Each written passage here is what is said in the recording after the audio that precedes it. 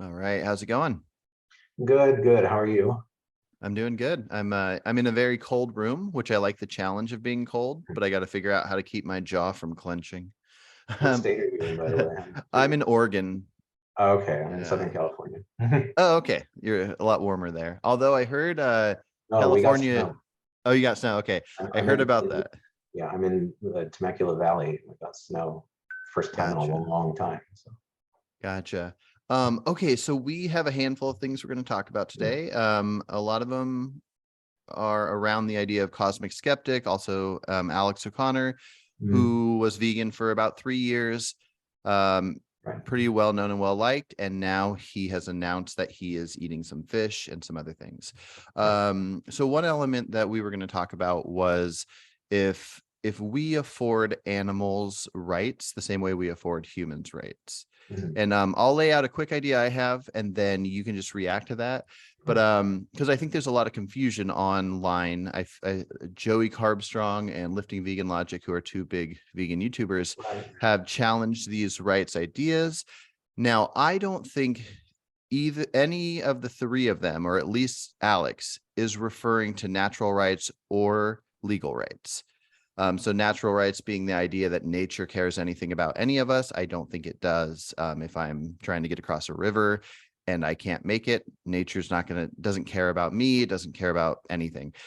And then as far as legal rights, we are able to reason and we can get a group together, start a society, and give ourselves rights. We can say you have the right to free speech. The government can't stop you. You have the right to not be killed for no reason from your fellow man. So we're not talking about that because animals don't have rights, even if we want them to. So I think what Alex is referring to is that us individuals, so let's say two vegans, me and you, we don't want to kill animals to eat them, but the way that we personally, and I'm guessing you feel the same as me, and let me know if you don't, the way that we personally afford other humans rights, as in, even though I could kill you and it's against the law, I'm not going to because I respect you as a human. With animals, we mostly do that. We do that more than non-vegans, but because of things like knowing animals will die in fields, but we need that food, um, we think of that as justified, which I think it is, to eat that food that happens to kill animals, but we wouldn't treat humans that same way. And I think that shows that we value humans differently, maybe, and therefore we don't even afford animals complete rights the same way we do humans. Mhm. Okay. Well, first of all, I have always had kind of a problem with rights-based discourse. And I know you Mhm. said, we're not talking about natural rights or legal rights, but those really are the two big buckets that rights are usually put in. Now, there are some variations. There are some versions of like social contract theory that like the contract creates the rights. So there are other conceptions of rights out there, and there's different meanings of the word natural when we talk about natural rights too. So we could be talking about something like what Thomas Jefferson put in the Declaration of Independence, that our Creator, endows us with these inalienable rights and put some kind of Mhm. theological basis on it. Or I think if you go back to Locke and Hobbes, kind of the originators of like individual rights theory as we know it today, you can make the case that they're really arguing that rights are just kind of these rational precepts. For instance, maybe the right to life is somehow grounded in theology or something or nature, but then Mhm. subsequent rights are just, well, if I have a right to life, it follows that I have a right to the things that I need to live, like food, like animals, perhaps, if you want to go that Mhm. direction with it. So if you have a right to life, you therefore have a right. And it just makes sense to put it that way. How could you have a right to life without things that are needed to sustain life? Mhm. So I don't know whether we call it legal rights or natural rights. First of all, I don't see any reason why animals could not have legal rights. I don't. Mhm. The way that you put it, like, well, they wouldn't have it. Well, no, they wouldn't. They wouldn't have it in the same way that I guess humans do. But then again, Mhm. neither do human children. I sometimes I could think of animals our relationship to animals is kind of like our relationship to children or other dependents who cannot, um, fully exercise their rational faculties.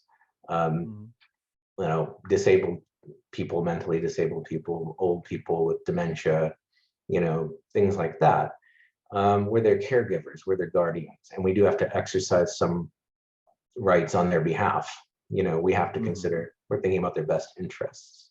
So we would still say they have rights. Human children have rights. We wouldn't exclude them Mhm. from human rights just because they can't be these rational agents out in the world. We have to care for them. Yeah.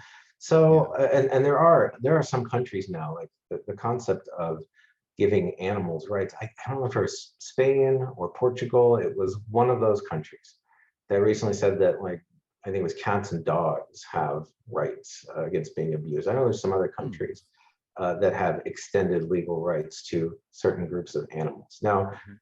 whether or not you think that's valid or not, I mean, we can debate that, but certainly possible for legal rights or whatever we say they are. Mhm. So we Yeah, well, decide, I guess I just mean, so yeah, yeah. legal is different, but I guess I mean just, Mhm.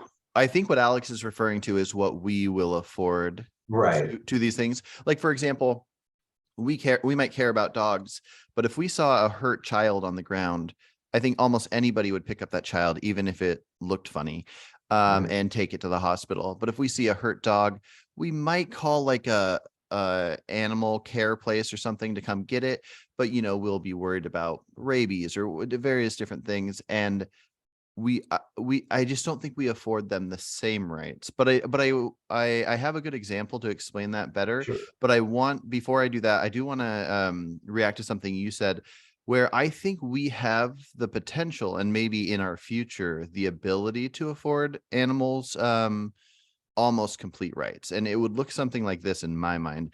There would be no more pets. We Pets would live on some kind of sanctuary, be all spayed and neutered, and eventually anything that we domesticated would not exist anymore. We would remove all nature from us, aside from our wants and abilities to go into nature, to like go hiking and stuff like that. We would make it to where deer can't cross the road and get hit by a car. They just have their own amount of nature they need. We would completely separate ourselves from interacting with them unless we choose to go into to like national parks and stuff like that. Mhm. um and then the other element that would need to be done is, if we had areas of land, we could either grow our food vertically, or also areas of land that we grow food. We'd have to create really well done sound devices that they kind of already exist, but we'd need good ones that will make a certain radius of land. The sound will make animals scurry before we like plow up the land. And I Mhm. think that covers everything except insects. And I I don't know. I don't know if it really covers everything, but it's I just don't, idea. I don't think it does quite, but it's a step in the right direction. Mm. But yeah, so to explain why I think we don't afford animals the same rights, my easiest go-to would be insects. And insects, obviously, I think unless we can detect that they can suffer as much as mammals can, because for me, it's more about the suffering more so than it is about the, say, awareness or anything else. And so, assuming that they suffer less, I know that we don't necessarily care about them as much, but like, I wouldn't want to just like kill an ant for no reason. If an ant's crawling outside, I wouldn't want to like squish half of it and then it be in pain, because I believe scientifically we found out that insects can be in pain. But we drive cars, and if you look at the front bumper of any car, they're just covered in dead insects. And we weigh out these options. We go, okay, like, we don't value insects too much. We wouldn't want to randomly kill them, but the value we get from cars is great. We can ambulance can take people to the hospital, and it's endless how great cars can be. Even if we have a lot of work to do in the area of cars. And so we we can say we wouldn't want to randomly kill insects, but we would never treat humans the way we treat insects as far as being willing to drive cars. And then it just extends to different things with what we do with mice or spiders. And Well, sure. I mean, this is one of the reasons why I've always had a problem with the word speciesist or speciesism, Mhm. um, because I don't think there's any real way to avoid that. I think on practical level, we're all making decisions that are essentially speciesist. The whole Cropstead thing is one example. Driving the car is another. And I think that obviously we care more for dogs than we do for rodents or insects. And I think it's obviously connected to their different levels of cognition, their different levels of sentience, their capacity for experiencing pleasure and pain. Also, the length of their lives is something that I think about. How long do insects typically live? Most insects don't live very long. Most of the small rodents don't live very long compared to, say, a cow that can live up to 20 years longer. Pigs, chickens live, for a number of years. There's a real prospect there for equality of life, for a good life. Whereas with an insect, not so much. And that's probably why we don't feel quite as bad about it. And I agree with you. Like, we shouldn't go out of our way to harm them, but we don't necessarily need to bend over backwards to prevent every possible insect death. We couldn't even do that before we were monocropping and introducing complicated machinery and pesticides into agriculture. I mean, animals were still killed. By the way, what I meant was, it's not just the combine harvesters that are killing animals. When we talk about crop deaths, there's also the land that has to be cleared before anything is even planted. That often involves killing wild animals in the area.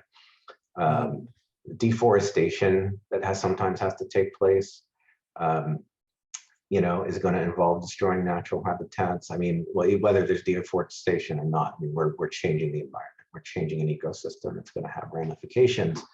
And we weigh our own interests against the harms that will cause, and we decide that our interests need to prevail. Now, I'm not, whether I approve of that or not, it's just what happens. It's just what we do. And I don't really see a lot of vegans saying we must dismantle all monocropping right now to stop these deaths. Nobody is really saying that. Now, there are far less lethal methods of doing agriculture. There is veganic farming is a thing. It's still small scale. And you'll get carnivore critics who say that's it's small scale because it doesn't work, or whatever. You get people who say that. Maybe it's small scale because it's not subsidized the way that the major agricultural monocropping businesses are. I mean, they've got their lobbyists, they get their subsidies. It's a big corrupt political machine. What do veganic farmers have? So I don't know. I don't really know if it could scale or not. I'm not an expert in that area, but it seems like with enough investment, anything could scale. I don't know if it could scale enough to feed everybody on this planet, but we haven't even really tried. So that's one aspect of this. But I mean, I feel like we're all speciesists. And I know people will deny it, say that no, to be a vegan is to reject speciesism. I prefer to just be honest about it. We do weigh these things differently. So I don't see the point in denying that or going around it. I do reject, I think anthropocentrism has been a better term for me. Just the idea that everything exists just to serve us. We may weigh our interests as more important than, say, field mice and insects, but that doesn't mean that we're justified in doing anything just to produce food. Like, there have to be some limits. So that's just where I'm at on that. Yeah, definitely. Well, an interesting example of how far people take it. And I think, honestly, I think it's just because they've never been in a situation like where they're starving or anything. But somebody sent me a message saying that they unsubscribed to me on YouTube, and they saw something where I talked about if I was on an island starving, I would eat an animal. I want to be a reasonable, honest vegan. And I think in the video I was talking about how I would do it to feed my family. And this guy was saying that was a wild thing. And I said, well, if you're with your family and there's a cow there and you guys are starving to death, you're not going to eat it? And he said, no, we'll just die with the cow. And so I think it's just a privileged place to be, to think that way. What's that? In my view, that's big talk. We'll see Yeah. if that actually happens if you're in that situation. Like, I don't think it's a wrong choice to make if you really feel like that's Mhm. what you need to do. But to say that people are bound to do that somehow, that they're somehow obligated by their vegan ethics, even in that circumstance, Mhm. um, like I'm not sure I would do it. But like you said, if I had a family, if I had kids to feed, well, that would change the calculation a Mhm. little bit, Well, and should we not do what's in our best like should we not do what's best for us just because we are able to reason? Any animal would do what it naturally needs to do to survive, whether we might deem it as like an immoral necessary act or not. And so why should we not do immoral necessary acts? Well, I think it just really depends on what you can live with and where your conscience is at. Definitely. Maybe I can't live with killing a cow. Maybe it would be worse Mhm. than death for me to live with that blood on my hands. I think every person just has to kind of figure that out for themselves. And I don't think there's a one size fits all answer to that. Yeah, definitely. I mean, Um, yeah. So another element of discussion with about Alex. So he started eating some fish. He hasn't right. really said exactly what to what level. And so we could assume that he's 99% vegan as far as his diet and that he eats a little bit of fish. I don't know how much that is, but when we were talking about the crop element of clearing space, all these animals dying from clearing space, all these different things. Now, the number of deaths spread out to your average person, it is probably less than like one animal per person for an entire year or whatever for crop deaths. So it would be hard to compare necessarily to fish, but considering that moles, mice, snakes, all these different things do die in the clearing of these areas, I wonder what math would need to be done to make it more reasonable to say eat. He's probably not doing this, but to say to eat one fish per week Mhm. and the rest of what you eat is a whole food plant-based diet. Not that I think you need the one fish, you don't, but what if I've heard Alex talk about a very fascinating thing that I've never heard anybody talk about, which is more animals die in crop deaths than tree deaths. So if you have trees where you get apples, pears, bananas, you get nuts, all these different things. If you ate 50% tree food and 50% field food, and then you adjusted your diet to being 60% trees and 40% fields, you would be adjusting possibly unnecessary deaths, which is an interesting idea to think about. And so I wonder what math would need to be done to be healthy, get the right amount of plants and stuff in you, Mhm. and to eat fish once a week, and to be preserving more animals and at least preventing more suffering. So what's the question exactly? Like, what do you Um, like? it's not necessarily a question. It's just, the Yeah, idea just popped in my head, and it's yeah. interesting that I think if you cut out the right amount of stuff that grows in fields, not that I think you should, but Mhm. if you cut if somebody went fishing once a week, caught one fish, ate it themselves, versus like a certain amount of potatoes or carrots or something that's in a field where some moles die, I wonder what ratio they'd have to do for somebody to go, as weird as this is, and as much as you don't need fish, you are doing exactly the same as far as suffering to an animal. Right. Well, the thing is, one thing that when I've looked into this issue is I don't know if we have reliable statistics on just how many animals are killed through monocropping. There's wildly different numbers in different areas from different sources. So you're talking about like finding the math. I don't know if we really can. Maybe we can make some rough estimates of that. Mhm. But like when it comes to eating fish, and I know this is first. Well, first of all, I just want to go back. His statement. Now, I think a lot of people missed this, where he said he was eating some fish among other things.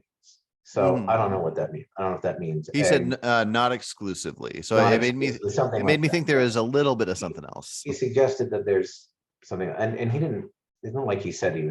I don't know, 99%, 90%, 75%. Who knows exactly what that Mhm. means? I mean, I've known people who were plant-based and then they decided that they weren't going to be anymore. And they started out like, well, I'm just going to have like beef once a week or fish once a week.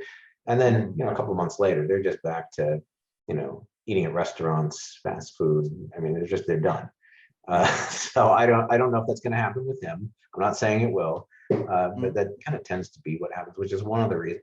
That'd be one of my things to caution about if, this idea that you're just going to have fish once a week. I don't know. Once you go down that path, you're probably not coming back. But I mean, I agree with you, like on the tree eating, I think those are all good points. It's just, I don't think we really know how many. I feel like anti-vegans exaggerate the number of crop deaths. I mean, I believe they have, I know they happen. We know they happen. We know that let's just leaving insects aside. We know that animals are killed through monocropping. Do we know how many? I don't really know. So I'm not sure how you can really make that calculation. I'd like to see some better data on that. Maybe I just didn't find it. Maybe I didn't look in the right place. But I do think that you've got a great point there. And I do think first of all, we should be eating more locally and seasonally to the best possible extent. I live in Southern California. I live around orange groves, avocado groves, orchards, things like that.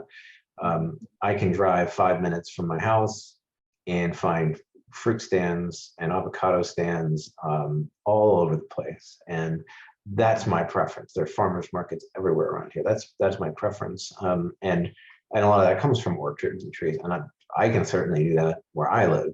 And I think that if you can, you probably should, for the reasons that you said. So I'm with you on that. Yeah. No, I kind of wish I lived where you live because I like the food that can be grown there. And I have a garden, and it's a good garden, but I can only grow about 6 months out of the year.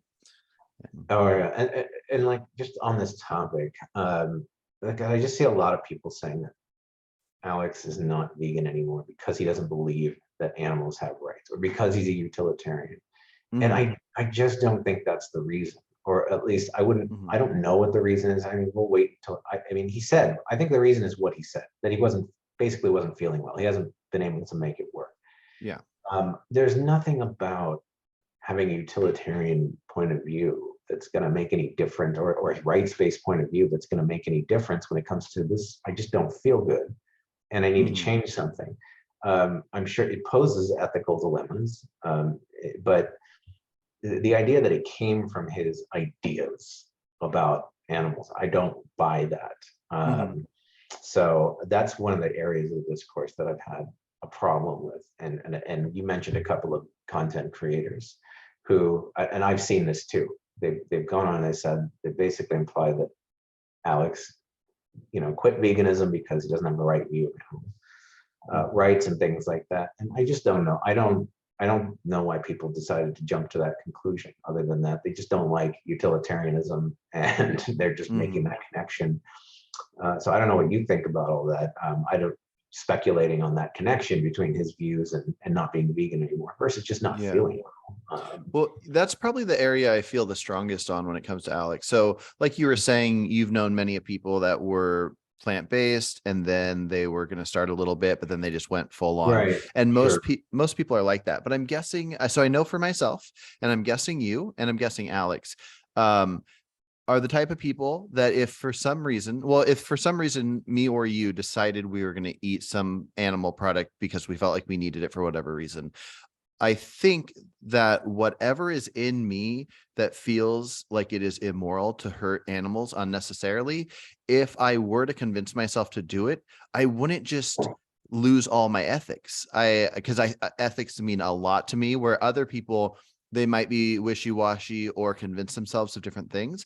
But I just know for myself personally, if I fell off the wagon with something, or even if it was based on addiction and not some need for fish because I wasn't feeling well, if I just felt like I missed this so much, because when I first went vegan for a year and a half, I missed something so much that I went back to it. And that was back when I was like 20. I've been full vegan for 8 years now, but I missed something so much that I went to it, but I never lost sight of my philosophy on knowing that if something can suffer, it shouldn't suffer. And so my guess with Alex, whether it is something like I just described and he's masking it as a health thing, or if it truly is a health thing where he felt funky and because of whatever reason he decided he was going to do fish to make him not feel funky, I don't think for 1 second he'll lose his knowledge on that he thinks suffering should not happen. And so when people say, oh, if you're not a vegan now, you were never a vegan, and oh, Yeah, I you don't agree with change, right, you changed your ethics, all this stuff, I'm guessing everything in his life, how he talks to people and how he acts, is going to be very anti-animal suffering, except for the cases where he's convinced himself of this different thing. So I definitely hate that idea of saying this person is an entirely different person now. It feels very religious to me, the way that Well, yeah. like a religion, nothing against religious people, but a religious person will think, this is my religion, this is my God. If you become this religion, you're part of our group, and if not, you can still live or whatever, you're here, but you aren't one of us. And I think that's what's Right. happening here. It's kind of, I don't know if it's Calvinism. It's one of the varieties of Protestantism where it's like once saved, always saved. And if you defect, you were never really saved because you Mhm. can't lose your salvation. So you must have never really had it. You hear that kind of stuff in religious groups. That's not just Christians.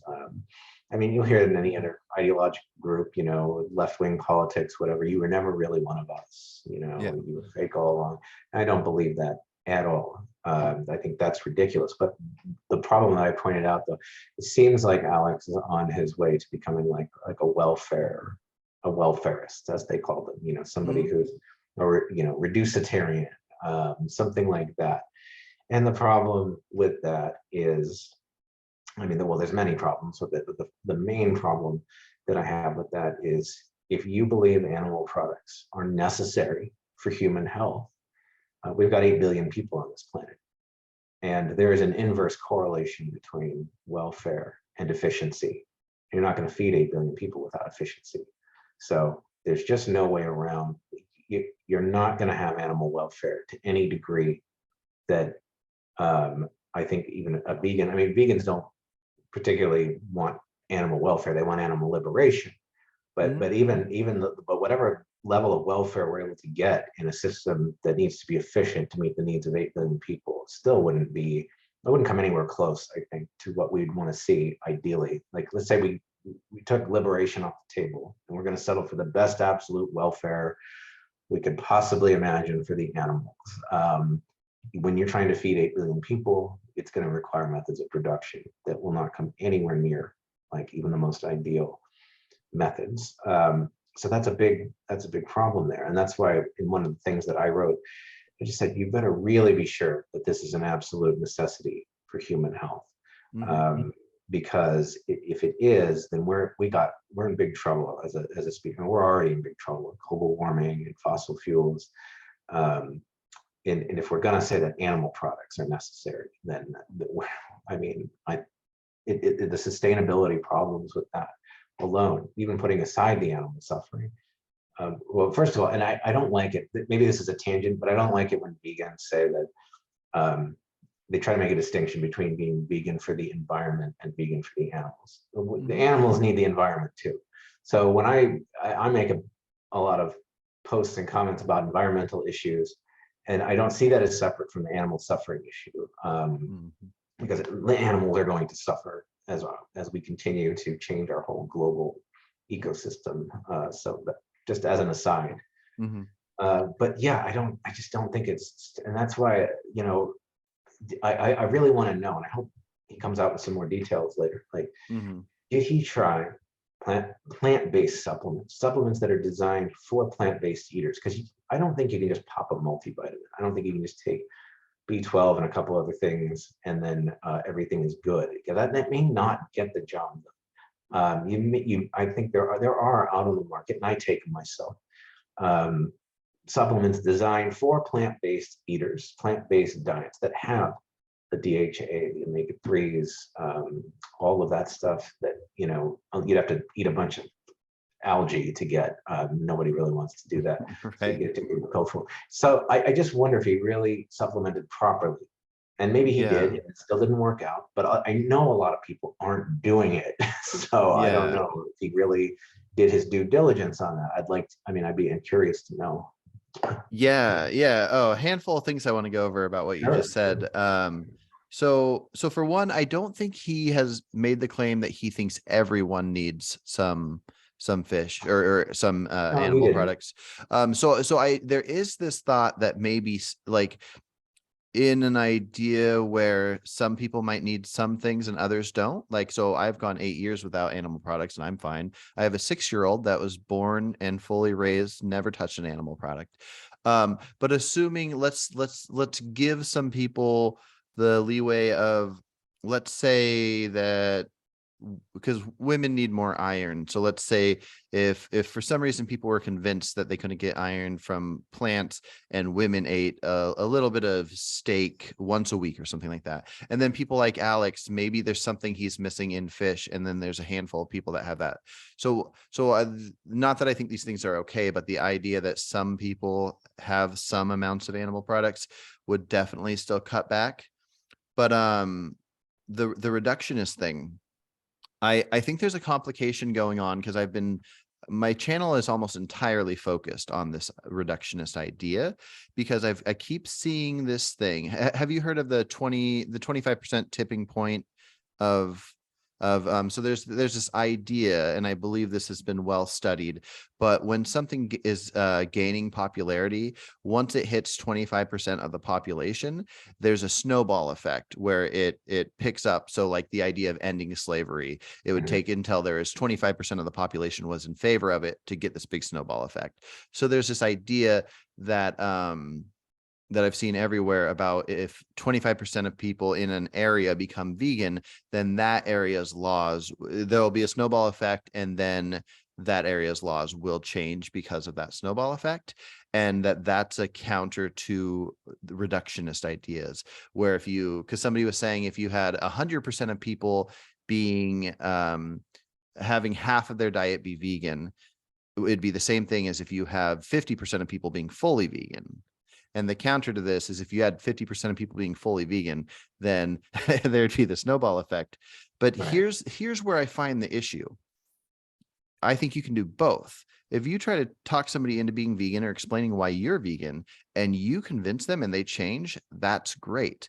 But if you know somebody that will not change, but you can talk to them and convince them to at least cut out the garbage. If they argue that you have to be vegan for health, and then you ask them what's healthy, and they say like fish or grass-fed beef or free-range chicken or something. And then you say, okay, what about like chicken nuggets or hot dogs? And they're like, no, that's not healthy. And you convince them to cut out a wild amount of animal products and maybe reduce their animal products by half, then there's a benefit to that because that person wasn't going vegan anyways. Every little bit helps. And Mhm. so I think people get this idea that to go for a reductionist idea, you're eliminating your chances to get vegans, but it's not like aiming for reducing will make people like me and you not be vegans anymore. We won't Mhm. go, oh, here's this new idea, let's start eating animals. I Mhm. think you can have both. Well, okay. So one of my issues with this too is I feel like it's a good ethical practice, at least for me.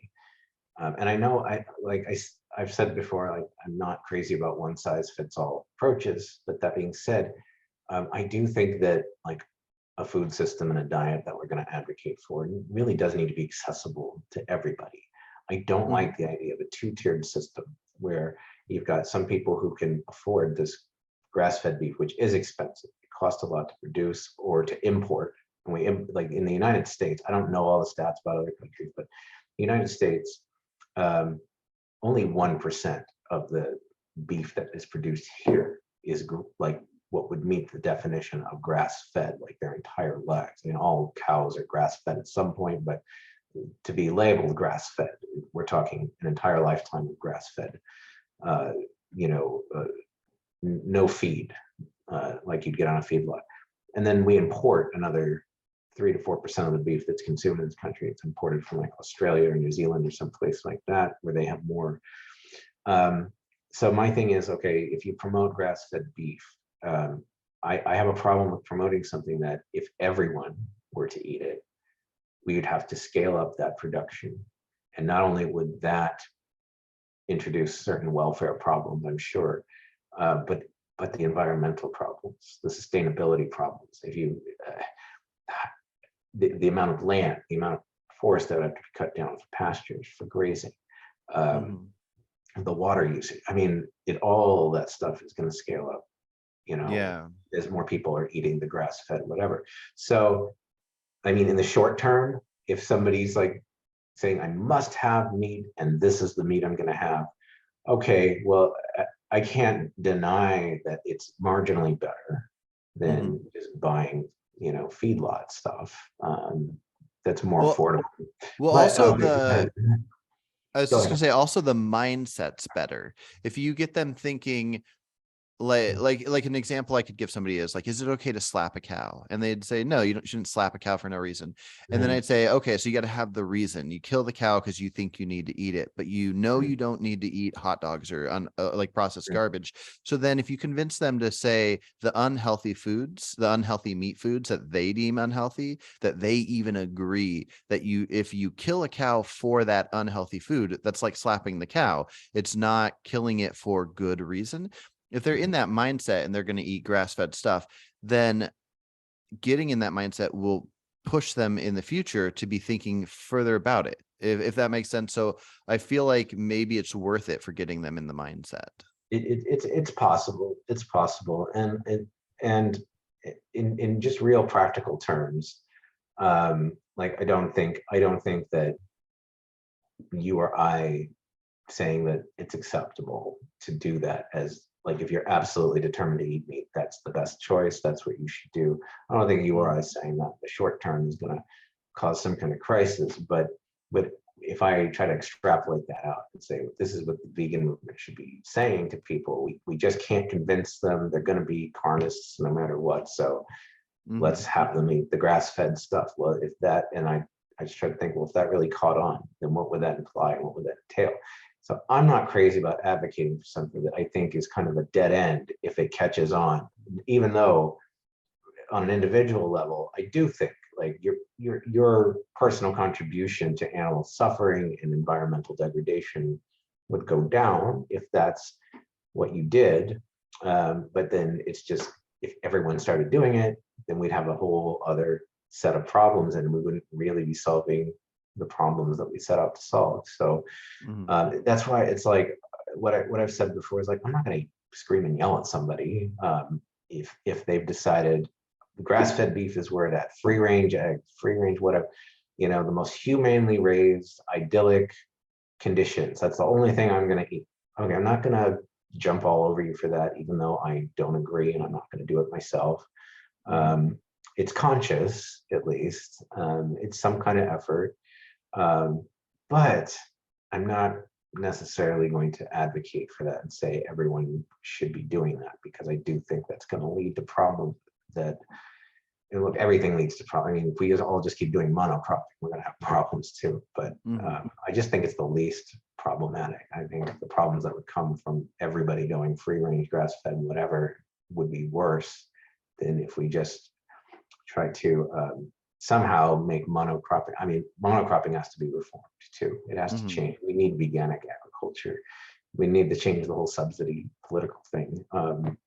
But that's still the least destructive in my view. Yeah. Well, I think one of the biggest problems is the majority of humans view taste as mattering more than animals. And if we Right. really got the majority of humans, or even like a large percentage of them that wouldn't go vegan, to think about these ideas that taste buds aren't. So the taste, like kind of like I was describing, the taste bud, like the way that we view now, if you see somebody, a friend of yours, smoking a cigarette, you'll be like, what are you doing? That's gross. And we view this idea of smoking cigarettes as gross. No offense if you smoke cigarettes, but if we viewed this, for when we see people eating like corn dogs and stuff that are very unhealthy, if we would tell our friends like, why are you doing that? We all agree this is unhealthy and gross, but not necessarily if they were eating like a grass-fed steak or something. Then if we get this mindset going, I feel like we start shifting people to not thinking of animals don't matter in any way. Because usually it's, you either have vegans that think animals matter a whole lot, Or you have non-vegans, which don't think of it at all. It doesn't matter what they eat. They're not thinking, is this worth it? Is this piece of white bread that turns into sugar in my body and affects my insulin? Does it matter that there's milk in it? They're not thinking of this. Where if we shifted conversation somewhat towards health or something, because that's kind of the only defense any non-vegan has, is if they are convinced that health matters, there's no way they can tell you they're convinced that cake is healthy. And so if you start shifting these ideas of drink all the milk you want if it's not in cake and this and donuts and all these other things, or if you're going to eat these free range eggs instead of these other, like I really think the mindset's a big deal, because the majority, more than 95% of people, even just in the US, don't care whatsoever. So I just wonder what it would look like. I could be wrong, but I wonder what it would look like if 50% of people had more conversations about a shift, even if it's not 100% shift. Right. And I can't, again, I won't deny that, that it would have effects that I think would be good. You know, and it's not like I'm totally against that. I mean, I mean, I do point some of these things out to people, because there are some people who are just intractable. There are people in my life who they just will not even consider not eating animal products. They just won't even consider it. Now they might be willing to consider reducing the amount, and for health reasons and environmental reasons. You know, like I do have people in my life and people that I've met, they're persuaded somewhat by these arguments. They're still not ready to let go. So yeah, it's like when it comes to individuals, if you're contributing to less harm and less destruction, I think that's a good thing on balance. But I have to push people to go all the way, because I know what's coming if we don't. And so like I won't.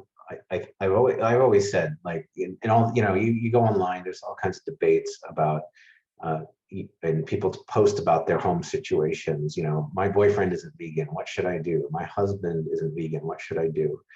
And I've always said, well, as long as they're open to, you know, trying something, you know, as long, maybe if they're open to reducing a little bit, well, yeah, you can work that out with them. If they're just absolutely refusing to change even one single thing, well, then I think you might need to reevaluate your relationship here. Like, that's, to me, is a big red flag. And it's not just about what they're eating, but just, you know, someone who's that inflexible, it's probably got some other issues and problems going on. But but you know, if I always say, if you feel like they're on a journey, they're on a path, they're willing to come with you a certain amount of the way, well, yeah, you should stick it out. You shouldn't be like a fundamentalist and just say, I cast you out, you know, if you don't change your ways immediately. So I'm okay with it, being with people on their journey, but that journey, it's got to go somewhere. Yeah. You know? Well, and that's kind of my thing about Alex. I mean, it's kind of hard to look at it as a journey, because it feels like the opposite direction. But I think most of us, I don't know about you, but most vegans, they go vegan once they ethically feel like they need to, and then they'll fall off, and then they'll get back to it. They'll fall off, they'll get back to it, and eventually you get it and it sticks. And so seeing Alex be such a good force for the movement, doing all the lectures and speeches he's done, the amount of people, I didn't realize how many people he turned vegan until this happened, and people react, some positive and some negative, because they were turned by Alex. But Alex making that meat eater's case for veganism, that video that's seen 500,000 times, has made such an impact on people, that for him to have this element of his journey, I know that idea is mocked, but like for him to feel off, try this thing, and maybe that's helping him right now, and he's not sure where he's going to go, for people to attack him versus saying like, hey, I'm looking forward to hearing what your thoughts were. I have recommendations for dietitians for you and different things. Let's see where you go. Not that anybody's morals should be persuaded by how people treat them, but if anybody were to say, oh, I don't want to be part of this movement because they make the movement look so bad, this is a perfect example of why you don't want to do that.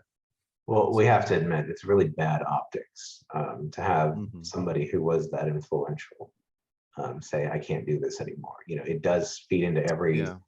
carnivore, uh, omnivore trope about veganism, that we're unhealthy, that it's unsustainable. I mean, it's kind of a PR, I don't want to say disaster, but you know, Mhm. not good from a kind of a PR standpoint, from an optics standpoint. That's So fair. I understand why people are kind of embarrassed and angry and upset with him. I do. Now I don't count myself among them because you know, like I said, I've known people in his situation, and I think it's possible that maybe he didn't do it right. I mean, I know that vegans get mocked for saying that too. Like, oh, you just say that people didn't do it right, and it's just the diet itself sucks. Well, you know, there are plenty of people who are doing it right, and they're not relapsing. There are people who've been vegan for decades and decades, their entire lives, and things are working out fine. So it's possible that he didn't do it right. It's Mhm. possible, but I think his feelings, his physical feeling of not feeling well, I think that's real. I don't think that's made up. I think Mhm. him feeling better once he put some fish or and whatever else into his diet, I think that's real too. Mhm. There's no, I don't deny or doubt any of that. And I think the reason that people are so angry and upset though is because he really did make a lot of great arguments for veganism. A lot of people shared his content. I shared his content. I'd Yeah. share it with people that I knew. And then, you know, to have him go back on it is, you know, I could see some people, you know, questioning their own veganism if he's the reason that they went vegan. Yeah, fair enough. I Hopefully mean, not, but uh, that's certainly yeah. possible. Yeah. So I understand the feelings. I don't share them, but I do understand. Mhm. I think Well, people should dial it back a little bit. yeah, definitely. I made a note because you were talking about wondering if he properly supplemented and Yeah. tried. Mhm. Yeah, no, I wonder too, but really quick, I'm curious if you have the information on this. With the Omega situation, like, okay, so well, let me start somewhere else. So like something like B12, we used to get it in our water because Mhm. it's bacteria from the dirt, and we would just drink from streams, and that's where we get our B12 from. And then, you know, a lot of people died from cholera, so we cleaned water. And so because we clean the water and we live longer, we have to get the B12 somewhere else. There's not a problem with that. That has no connection to eating or not eating meat. In fact, I Mhm. believe because cows don't get it from the water anymore, that when cows are butchered and the meat is made, they put B12 supplement into the beef, correct? Well, my understanding of it, that may happen, but my understanding is that the B12, it's actually cobalt in the soil that Mhm. burns on B12 production in the cows.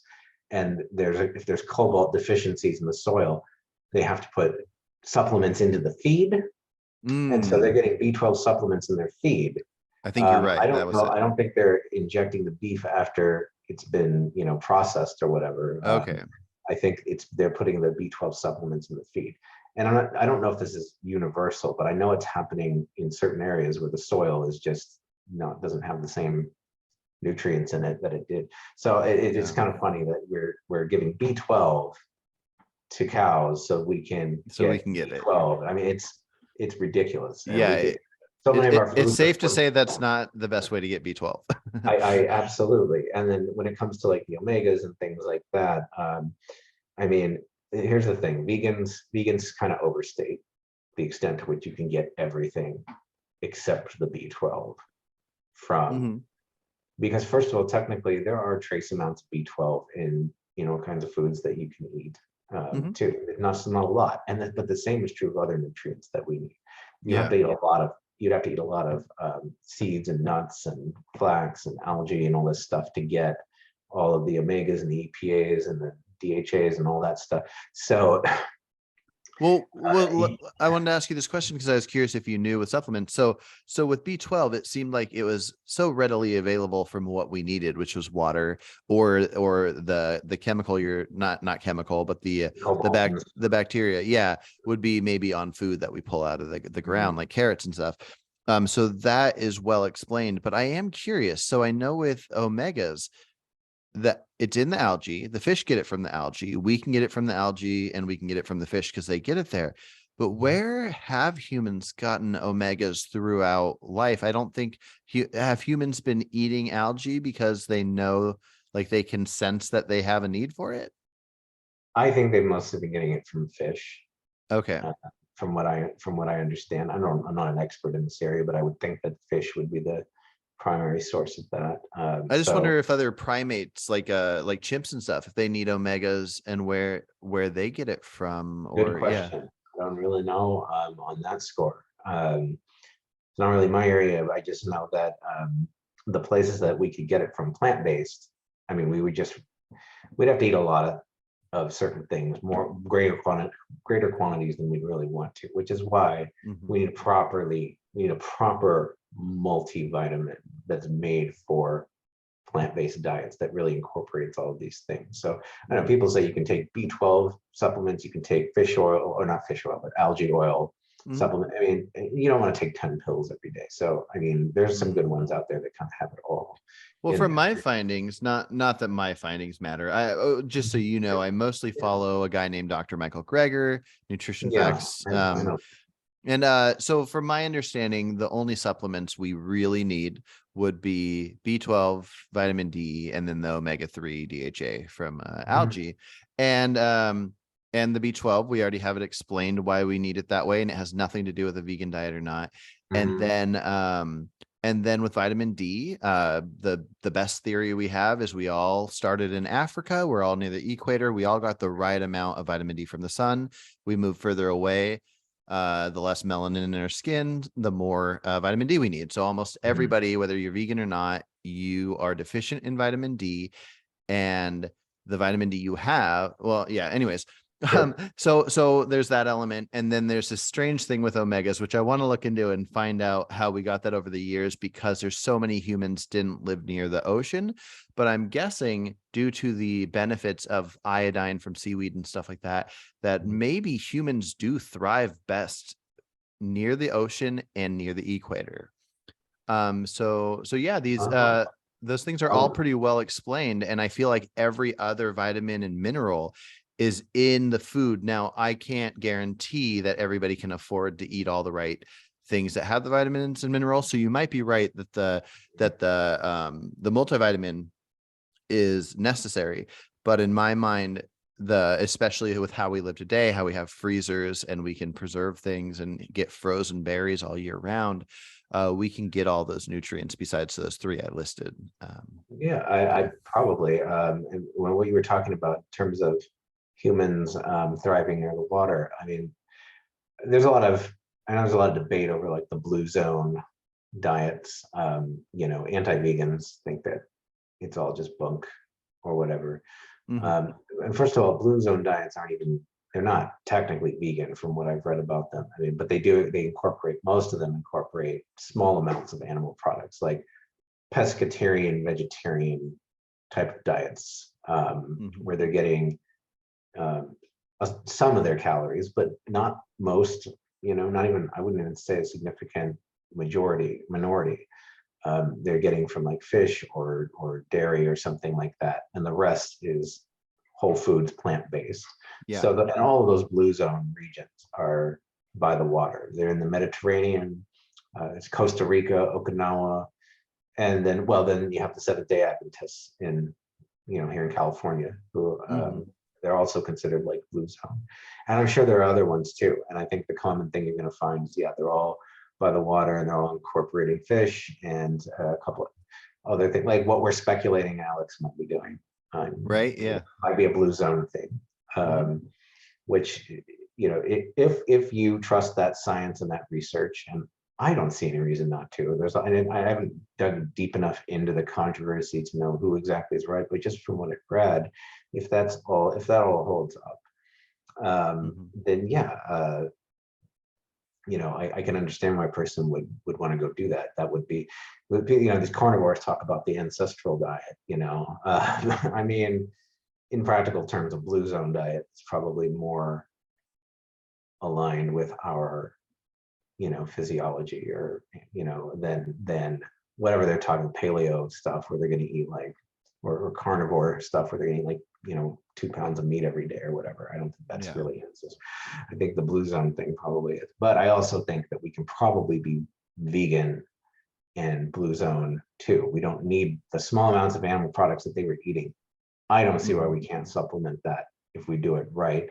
But Yeah. again, because I'm not a health and nutrition expert, I don't want to say that definitively, because we're all a little bit different.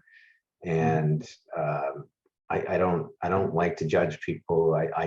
They say they're having an experience. I don't say, oh, you're a liar, or you definitely didn't do this right. Maybe you did. Maybe some of the people I know, I know they tried. I don't know all the details.